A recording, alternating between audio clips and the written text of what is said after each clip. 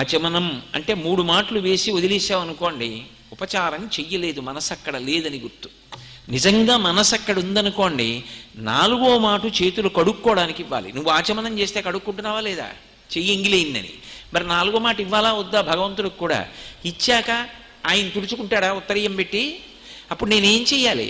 స్వామి రండి చేతులు తుడుస్తానని వంగి నా ఉత్తరీయం పెట్టి లక్ష్మీనారాయణుల యొక్క చేతులు తుడవాలా? నేను తుడుస్తున్నప్పుడు ఆ అరిచెయ్యి తల్లి ఇలా పెట్టి తుడవరా కోటేశ్వరరావు అంటే, నేను ఆ తల్లి ఆ చేతి కింద చెయ్యి పెట్టి ఆవిడ ఉంగరాలు నా చేతికి తగులుతుంటే నా ఉత్తరీయం తీసి లక్ష్మీదేవి ఎర్రని చెయ్యి తుడుస్తున్నాను అనుకోండి, మెత్తటి అమ్మవారి చెయ్యి నా చేతిలో తగులుతోంది అనుకోండి, ఆ తల్లి ఎంతో సంతోషించి కుడి చెయ్యి నా తల మీద పెట్టింది అనుకోండి, ఆ అనుభూతి తర్వాత మీకు ఇంకా ఏమైనా గుర్తొస్తుందా?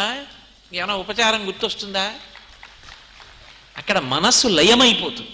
అది లేదనుకోండి, ఈశ్వరుడు అంటాడు ఈ ఉపచారం నేను తీసుకోలేదు, అది తంతంతే. నువ్వు చేశానని ప్రకటించుకున్నావు, పూజ చేశానని, నీ సంతోషం, నేను కాదన్నా. కానీ నా వరకు ఆ ఉపచారం జరగలేదు, నేను తీసుకోను.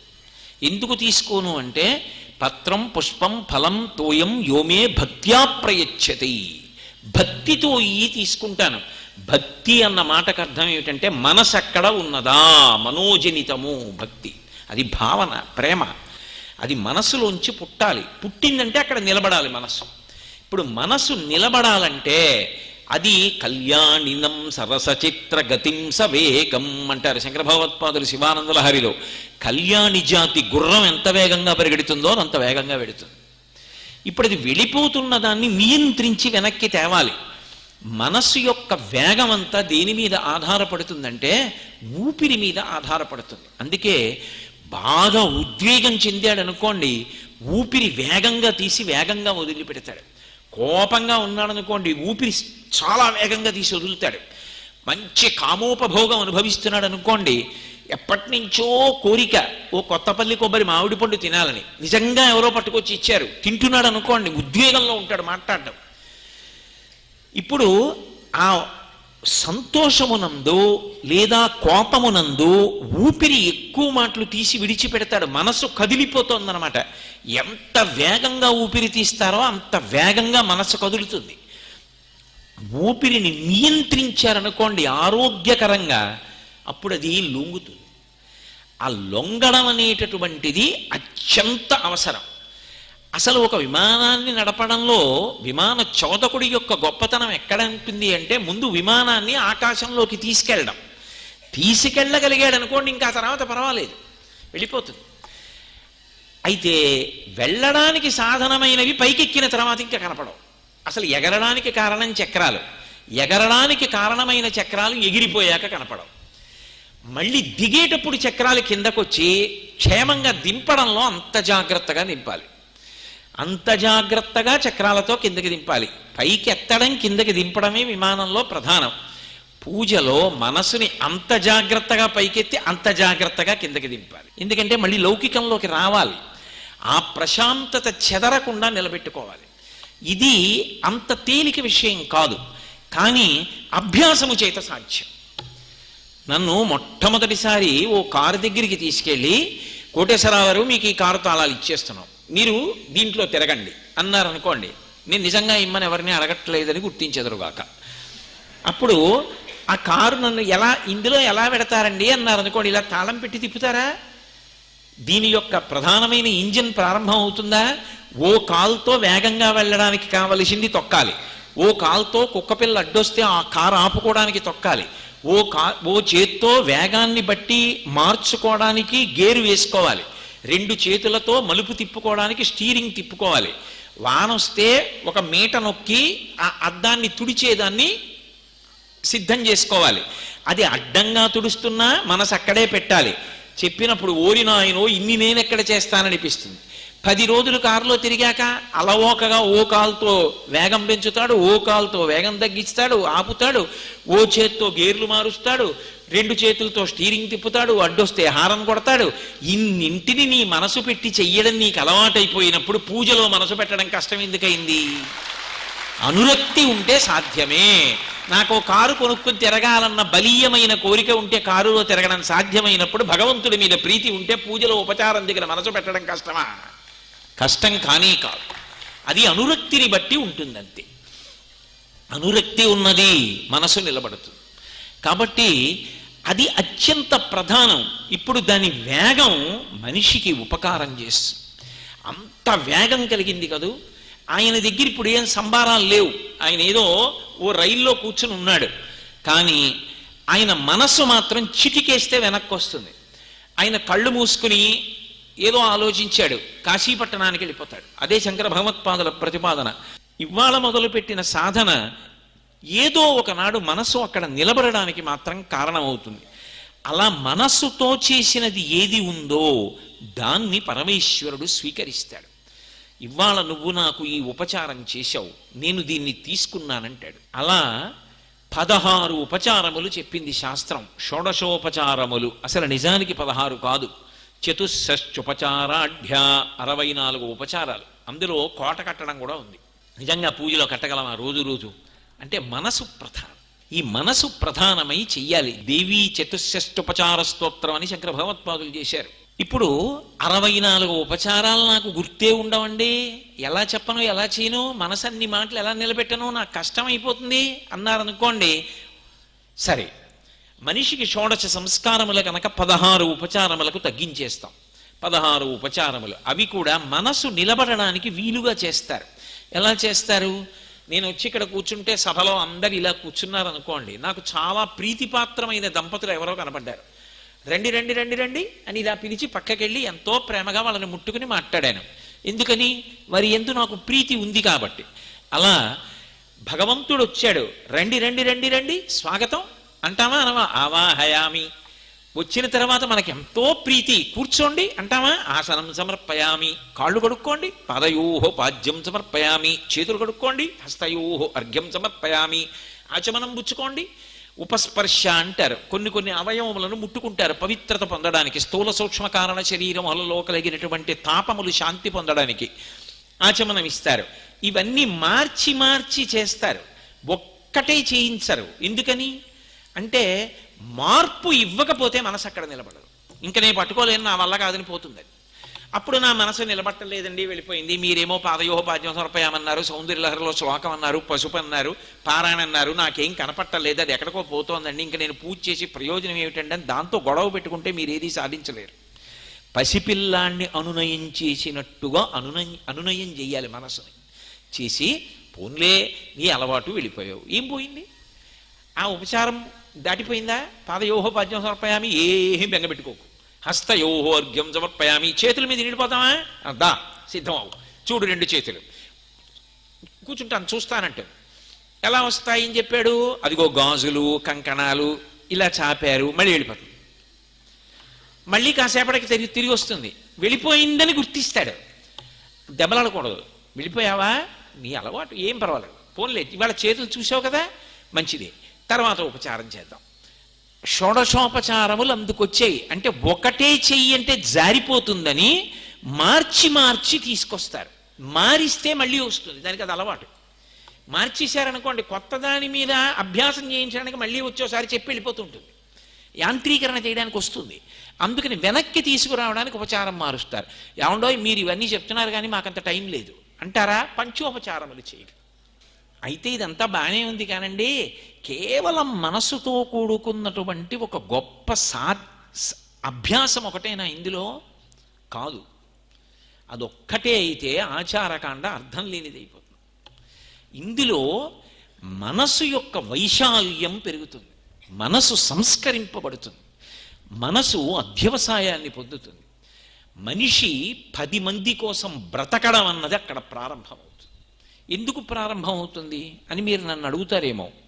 లలితా సహస్రనామ స్తోత్రంలో అమ్మవారికి పంచసంఖ్యోపచారిణి అని నామం. కనీసం 5 ఉపచారముల చేత సేవింపబడాలి అని.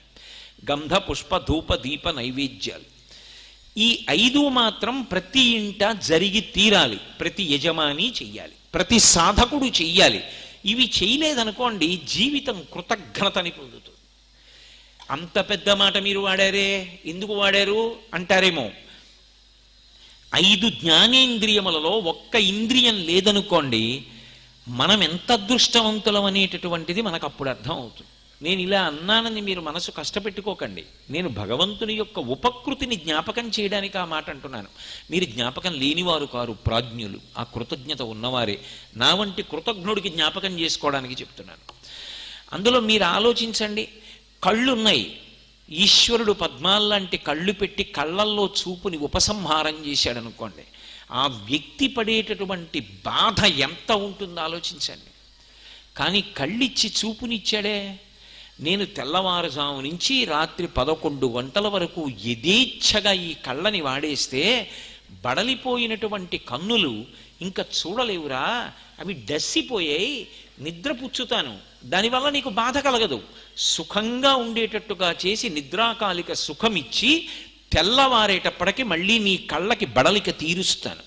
కళ్ళల్లో పడిన మలినాల్ని పుసిగా మార్చి ఓ పక్కకు వచ్చేసేటట్టు చేస్తాను. ఈశ్వరుడు కంటి కింద పెడతాను, గుడ్డు ఉత్తరించి పీక్కోవాలన్నాడు అనుకోండి, ఏమైపోతాం? ఇబ్బంది లేకుండా కనుకులుకులోకి తీసుకొస్తాడు. వేలుతో ఇలా అంటే బయటికి వచ్చేసేటట్టుగా.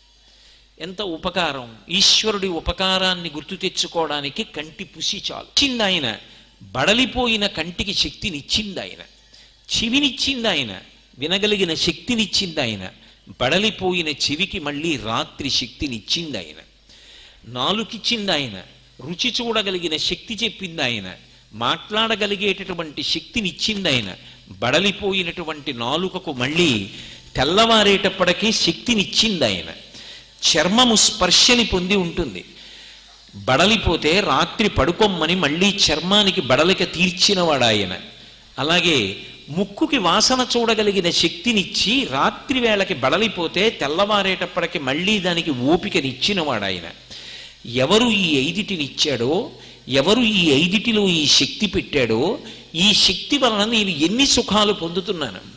ఈ కంటితో నాకు ఇష్టమైన వాళ్ళని ఎందరినో చూస్తున్నాను, నా మనవల్ని చూస్తున్నాను, నా బిడ్డల్ని చూస్తున్నాను, మా గురువు గారిని చూస్తున్నాను, మా గురువు గారి పాదాల వంక చూస్తున్నాను, మా నాన్నగారిని చూశాను, మా అమ్మగారిని చూశాను, నా తోబుట్టువుల్ని చూస్తున్నాను, నా స్నేహితుల్ని చూస్తున్నాను, ధ్వజస్తంభాన్ని చూస్తున్నాను, పరమేశ్వర మూర్తిని చూస్తున్నాను. ఇవన్నీ చూస్తున్నప్పుడు నేను పొందుతున్న ఆనందం, ఇవన్నీ ఆయన అనుగ్రహం కాదు. ఆయన ఏం అడిగి పుచ్చుకున్నాడు? నీకు కన్నులు ఇచ్చినందుకు నాకు నువ్వు ఇది అని ఆయన అడిగాడా? ఒక్క కన్నులు లేకపోతే ఎంత క్లేశం ఉంటుంది. కన్నులిచ్చి నేను ఇచ్చాను, నువ్వు నాకు కృతజ్ఞత చెప్పని ఆయన అడిగాడా? అడగలేదుగా. కానీ కృతజ్ఞతతో ఉండవలసిన అవసరం 84 లక్షల జీవరాశుల్లో ఎవరికి ఉందంటే మనిషికి ఉంది. కాబట్టి ఈశ్వర, రాత్రి బడలిక నువ్వు తీర్చావు, కంటికి వెలుగు నువ్విచ్చావు, కాబట్టి నీకు కృతజ్ఞత చెప్పడానికి నేను నీకు దీపం పెడుతున్నాను. బ్రతికున్నంత కాలం ప్రమిదలో నెయ్యిపోయినా, నూనెపోయినా, ముడొత్తులైనా, ఇదిక్కు తిప్పనా, విడివిడిగా వెలిగించనా, కలిపి వెలిగించనా, అక్కడే ఆగిపోతే లోపలి తత్వానికి ఎప్పటికెడతావు? అసలు నీకు కన్నొకటిచ్చాడు, కంటిలో వెలుతురిచ్చాడు, వెలుతురు చేత చూస్తున్నావు, చూసి ఎన్ని సుఖాలు అనుభవిస్తున్నావు. వాటికి కృతజ్ఞతగా ఒక దీపాన్ని వెలిగిస్తున్నావు. ఇప్పుడు మనసు కృతజ్ఞతాభావాన్ని పొందింది, అక్కడతో ఆగిపోలేదు. ఈ కన్నిచ్చిన వాడెవరు? ఈశ్వరుడని నమ్ముతున్నావు. ఈ కంటి బడలిక తీర్చిన వాడెవరు? ఈశ్వరుడు. ఆయన కొన్ని చూడవద్దని చెప్పాడు. అవి చూడడానికి నువ్వు కన్ను వాడితే నేను ఎందుకు తీసేసుకోకూడదని ఆయన అడిగితే నేనేమైపోతాను? కాబట్టి ఈశ్వర, నువ్వు వద్దన్నవి నేను చూడను. ఇప్పుడు నాకు చెప్పండి, అసలు ఒక మనిషి జీవితాన్ని నియంత్రించడం అనేటటువంటిది భక్తి వలన సాధ్యం. లేకపోతే చూడకూడనివి చూడకుండా ఒక మనిషిని ఎవరు ఆపగలరు? లోపల సద్భావన కలిగిన నాడు ఈ కంటికి చూపించిన వాడు ఎప్పుడూ చూస్తూనే ఉంటాడు. వాడు కంటి వెనక ఉండి చూస్తున్నాడు. ఎందుకని? ఈ కంట్లో కుంకుడు పులుసు పడితే ఈ కన్ను చూడలేకపోతోందని చూస్తున్నవాడు ఒకడు ఉన్నాడా? ఈ కంటితో చూడలేకపోతున్నానని చెప్తున్నావా? ఏమండోయ్, మంచి విషయం వస్తోంది, చూడండి చూడండి అంది భార్య వచ్చి టీవీలో. ఏం చూడనే? కంట్లో పులుసు పడింది, చూడలేనన్నాడు. అంటే చూడలేనన్న విషయాన్ని చూస్తున్నవాడు ఒకడు లోపల ఉన్నాడు. కన్ను చూడలేకపోతోందని చూస్తున్నవాడు ఈ కంటితో నువ్వేం చూస్తున్నావో చూడకుండా ఉంటాడా? ఉన్ననాడు నీకు కన్ను ఇచ్చాను, నువ్వేం చూశావో నాకు తెలియదా అని అడగడా?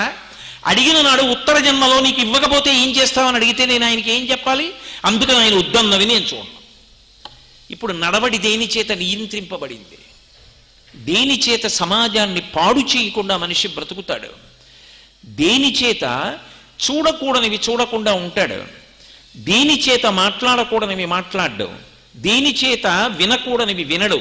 ఈ శక్తినిచ్చిన వాడు వాడన్న నమ్మకం కుదిరింది కనుక ఇది అడుగుతారు. అహం దూరతస్తే పదాంభోజ జుగ్మ ప్రణామిచ్చయాగత్య సేవాం కరోమి సహృచ్ఛేవయా నిత్య సేవా ఫలం త్వం ప్రయచ్ఛ ప్రయచ్ఛ ప్రభో వెంకటేశ. వివేకానంద స్వామి అంటారు, పూజామందిరంలో కూర్చోవాలని కోరుకోవడం ఉత్తమం, పూజామందిరంలో చచ్చిపోవాలని కోరుకోవడం దారుణం. పూజామందిరంలో ఎలా చచ్చిపోతావు? ఈ విశ్వమంతా పూజామందిరం కావాలి. ఎక్కడ చచ్చిపోయినా నువ్వు పూజామందిరంలో చనిపోయిన వాడివి కావాలి. అంటే నువ్వు చూస్తున్న ప్రతీదీ భగవంతుని యొక్క విభూతిగా చూడగలిగినటువంటి మనసు లోపల ఏర్పడితే, ఏది చూసినా భగవద్ విభూతిని దర్శించి సంతోషించగలిగితే, అది నాదైపోవాలనేటటువంటి కామము పిల్లుబుకి పోకుండా నియంత్రించుకోగలిగితే, ఏది చెయ్యకూడదో అది చేయకుండా ఉండాలన్నా, ఏది చెయ్యాలో అది చెయ్యాలన్నా భక్తి వలన మాత్రమే సాధ్యం. అది మనసుని సంస్కరిస్తుంది. ఇప్పుడు నాకు చెప్పండి, పూజలో దీపం పెట్టడం అనేటటువంటి ఒక్క ఆచారం కేవలం దీపం దగ్గర ఆగిపోయిందా? దీపాన్ని వెలిగించినప్పుడు అది కృతజ్ఞత కనుక, ఈ కన్నులు ఇచ్చిన వాడివి నువ్వు, కన్నుల బడలిక తీర్చిన వాడివి నువ్వు అని చెప్పినప్పుడు మీరు ఆ కంటిని ఆయన చెప్పిన దానికన్నా భిన్నంగా వాడడానికి సిద్ధపడగలరా? సిద్ధపడలేరు. వాడు చూస్తున్నాడు, వాడు నన్ను అడుగుతాడు, వాడు ఉన్నాడు, వాడు అడుగుతాడని మీరు ఎలా చెప్పగలరు? మా ఇంట్లో నేను భారత సంచార నిగమ్ లిమిటెడ్ వారి ద్వారా పెట్టుకున్నటువంటి ఫోను వాళ్ళు చూస్తున్నారా ఏమి? వాళ్ళకి తెలుసా ఏమి నేను ఎవరితో మాట్లాడుతున్నాను అని? అమెరికాలో ఉన్న వాళ్ళతో, రష్యాలో ఉన్న వాళ్ళతో గంటల గంటలు మాట్లాడితే నువ్వు ఇంతసేపు మాట్లాడావు, 1,000 రూపాయలు కట్టమని బిల్లు పంపిస్తారు. ఎవడు చూశాడు నేను మాట్లాడానా అని అడిగితే, మీరు ఏ తేదీ నాడు ఎన్ని గంటల ఎన్ని నిమిషాల నుంచి ఎన్ని గంటల ఎన్ని నిమిషాల ఎన్ని క్షణాల వరకు మాట్లాడారో మధ్యలో ఉన్న కాల వ్యవధితో కలిపి ఒక్కొక్క క్షణానికి ఇంత డబ్బు చొప్పున ఇదిగో అని చెప్పి తీసుకొచ్చి అక్కడ పెట్టిన కంప్యూటర్లోంచి ఇక్కడ మాట్లాడినటువంటి నా కాల పరిమితిని లెక్క కట్టగలిగిన వ్యవస్థ మనమే సృష్టించుకోగలిగితే, వాడిచ్చిన కంటితో నేనేం చేస్తున్నానో చెప్పలేని అమాయకుడు పరమేశ్వరుడా? వాడు సర్వజ్ఞుడైనప్పుడు వాడు పట్టుకోడా? ఇది కలిగిన నాడు నువ్వు నీ ఇంద్రియములను తప్పుగా వాడతావా? వాడవు. వాడకపోతే కలిగేది లోకశాంతి, అందరూ ప్రశాంతంగా ఉంటారు. బలవంతంగా ఎవరిని నువ్వు ఎంతకాలం నిగ్రహించగలవు? ఎన్ని సీసీ కెమెరాలు పెడతావు, ఎన్ని పోలీస్ స్టేషన్లు పెడతావు? మనిషి మనస్సు మారిందనుకోండి, మనిషి చెయ్యకూడనిది చెయ్యను, చెయ్యవలసింది చేస్తానన్నాడు అనుకోండి, ఇక లోకమంతా సుభిక్షంగా ఉంటుంది. అందుకే ఒకనాడు ఈ దేశానికి తాళం కప్ప తెలియదు. ఎందుకు తెలియదు అంటే, తనది కాని దాని జోలికి ఏనాడు ఎవ్వరూ వెళ్ళలేదు. ఇప్పుడు నాకు చెప్పండి, ఒక్క దీపం పెట్టడం అనేటటువంటి ఆచారంతో, ప్రాణాయామం చేయించి మనసు నిలబెట్టించడంతో ఏ మనసు అక్కడికి వెళ్ళిందో ఆ మనసు శుద్ధమైపోతోంది, ఆ మనసు పవిత్రమైపోతోంది. పూజలో పవిత్రమైపోయిన మనసు ఎవడు పూజలో కూర్చున్నాడో వాడు లోకము చేత పూజనీయుడవుతున్నాడు. ఇప్పుడు నేను అన్నమాట మీరు బాగా పట్టుకున్నారో లేదో? అసలు వాడు కూర్చున్నది పూజకి, కానీ వాడి మనసు పవిత్రమైపోయింది కాబట్టి ఇప్పుడు వాడు లోకము చేత పూజనీయుడవుతున్నాడు, వాడు లోకము చేత పూజింపబడుతున్నాడు. ఆయన కనబడితే చాలండి, ఆయన్ని ముట్టుకుంటే చాలండి, ఆయన కాళ్ళకొక్క నమస్కారం పెడితే చాలండి. ఇప్పుడు ఈశ్వరుడి విషయంలో నువ్వు ఎంత పూజ చేశావో, నీ మనసు ఎంత పవిత్రమైందో, ఎంత పవిత్రమైన మనసులోంచి ఎంత మంచి సంకల్పాలు వచ్చి ఎంత మంచి కర్మలు చేశావో, దాని వలన నీవు అంత పూజనీయుడు అవుతున్నావు సమాజంలో.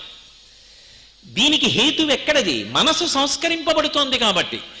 పూజకని ప్రాణాయామం చేసి తెచ్చి అక్కడ పెట్టిన మనసు పరమ పవిత్రమై సమాజ శాంతికి కారణమవుతోంది. ఇది ఎలా ఉంటుంది అంటే, సముద్రపు లోతు తెలుసుకుంటానని ఒక ఉప్పు బొమ్మ బయలుదేరింది. ఓ ఉప్పుతో ఓ పెద్ద బొమ్మ చేశారు, దానికి ప్రాణప్రతిష్ఠ చేశారు. ఇప్పుడు ఆ బొమ్మకు ఓ కోరిక పుట్టింది, నేను ఎక్కడి నుంచి పుట్టానని అడిగింది. నువ్వు ఉప్పులోంచి పుట్టావు అన్నారు. ఉప్పు ఎక్కడి నుంచి పుట్టిందండి? సముద్రంలోంచి పుట్టిందన్నారు. అయితే దాని లోతు నేను తెలుసుకోవలసింది. అది నా తల్లి కదూ, నేను ఒక్కసారి లోపలికి వెళ్ళి నా తల్లి ఎంతవరకు ఉందో చూసొస్తానంది. వీళ్ళు బయలుదేరి ఈత మొదలుపెట్టి లోపలికి వెడుతోంది. కొంత దూరం వెళ్ళిన తర్వాత ఉప్పు బొమ్మ లేదు. ఎందుకనంటే ఉప్పు బొమ్మ ఉప్పు నీటిలో కరిగిపోయి, ఉప్పు బొమ్మ ఉప్పు నీటిలో కరిగిపోయి ఉప్పు నీరు కన్నా బొమ్మ వేరు కానట్టు భగవంతుని పూజ మొదలుపెట్టి భగవంతుని యందు కరిగిపోయింది మనస్సు.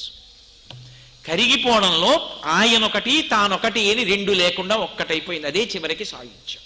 అందుకు శంకర భగవత్పాదులు శివానందలహరి చేస్తూ అంకోలం నిజబీజ సంతతి రయస్కాంతోఫలం సూచిక సాధ్వీ నైజ విభుం లతాక్షితిరుహం సింధు సరిద్వల్లభం ప్రాప్నోతీహ యథా తథా పశుపతే పాదార విందద్వయం చేతో వృత్తి రూపేత్య తిష్టటి సదా సా భక్తిరిత్యుచ్యతే అన్నారు. భక్తి అన్న మాటకు అర్థం ఏమిటంటే చిట్ట చివర కదిలి కదిలి కదిలి కదిలి వెళ్ళినటువంటి నది సముద్రంలో కలిసిపోయిన తర్వాత ఇక నది యొక్క నీరేది, పేరేది, ఆ నదీ జలం యొక్క తీపితనమేది, ఇవేం లేవు. ఇక సముద్రంలో కలిసిపోయింది. కలిసిపోయిన తర్వాత ఇక తన పేరు, తన రుచి, తన రంగు కోల్పోయినట్టు భక్తితో మొదలుపెట్టి మనసు పరిశుద్ధమవడం ప్రారంభమైతే ఆ మనసు యోగ్యతని పొంది చివరికి ఏమైపోయిందంటే భగవంతుని యందు ఐక్యమైపోయింది. ఆయన కన్నా భిన్నం కాని స్థితిని పొందింది. తత్వమసి, తత్వము అసి, అది ఇది అయిపోయింది. అది మహావాక్యం అయిపోయింది, చిన్ముద్ర అయిపోయింది. పూర్ణమద పూర్ణమిదం పూర్ణాత్ పూర్ణముదచ్యతే పూర్ణస్య పూర్ణమాదాయ పూర్ణమేవావశిష్యతే. ఇదేమీ పెట్టకుండా నీ మనసు అక్కడ పెట్టు అన్నారనుకోండి, అదేమన్నా అట్ల కాడా? ఎలా పెడతారు? అయ్యా మీ దండ తీసి అక్కడ పెట్టండి అంటే తీసి అక్కడ పెట్టేస్తాను. అయ్యా మీ లాల్చీ తీసేసి అక్కడ పెట్టేయండి, పెట్టేస్తాను. నా ఉత్తరీయం తీసి అక్కడ పెట్టేయమంటే పెట్టేస్తాను. మీ మనసు ఇక్కడ పెట్టేయండి అంటే అలా పెట్టేయగలిగితే ఇంకేం ఎప్పుడో పెట్టేద్దరు భగవంతుడి దగ్గర. అది నా మాట వింటే కదూ. ఆ బలహీనతని దాటడానికి, మనసు వశవర్తి అయ్యేలా చేసుకోవడానికి రోజు సాధన చేయిస్తారు. ఈ సాధనకి మళ్ళీ కాలమునందు యోగ్యమైనది ఏది? ఋషి లెక్క కట్టాడు. ఏ కాలమైతే యోగ్యము, సూర్యోదయం నుంచి 88 నిమిషాల పూర్వం మనసు లయమవడానికి యోగ్యమైనటువంటి స్థితిలో ఉంటుంది. అది ఒక స్థాయికి వెళ్ళిపోయాడు అనుకోండి, ఆయనకి సమయాసమయాలతో సందర్భం ఉండదు. ఎప్పుడూ మనసు భగవంతుడి చుట్టూనే తిరుగుతుంది. రామకృష్ణ పరమహంస ఒక ఉపమానం చెప్తుండేవారు. నల్లమందుకు అలవాటు పడ్డాడు ఎవరో ఒక బైరాగి. ఆయన బయటకు వచ్చి కూర్చున్నాడు. నల్లమందు నల్లపూసంత చేసుకుని నోట్లో వేసుకుందామని. అలా ఓ నెమలి ఆడుకుంటోంది. ఉన్నవాడు ఊరుకోకుండా దాన్ని పిలిచాడు. దగ్గరికి వచ్చింది. ఓ నల్లమందు నల్లపూసంతా అక్కడ పడేశాడు. ఏమిటో అని ముక్కుతో టక్కును కొట్టే తింది. దానికి అలవాటు పడింది. మాదక ద్రవ్యం కదూ. మరునాడు 11 అయ్యేటప్పటికి బైరాగి చుట్టూ తిరగడం మొదలెట్టింది నల్లమందు కోసం. అలా 10 రోజులు పెట్టాడు. 11వ రోజున అది లేకపోతే బతకలేక కింద పడిపోయి. అభ్యాసము చేత నువ్వు మనసును అక్కడ పెట్టడం మొదలైన తరువాత అంబుజోదర దివ్యపాదార వింద చింతనామృతపాన విశేషమత్త చిత్తమే రీతి ఇతర విషయంబు చేర నేర్చు వినుత గుణశీల మాటలు వేయునేలా. అది పరమశాంతి స్థానం కాబట్టి అక్కడికే వెళ్ళడానికి మనసు ఇష్టపడుతుంది.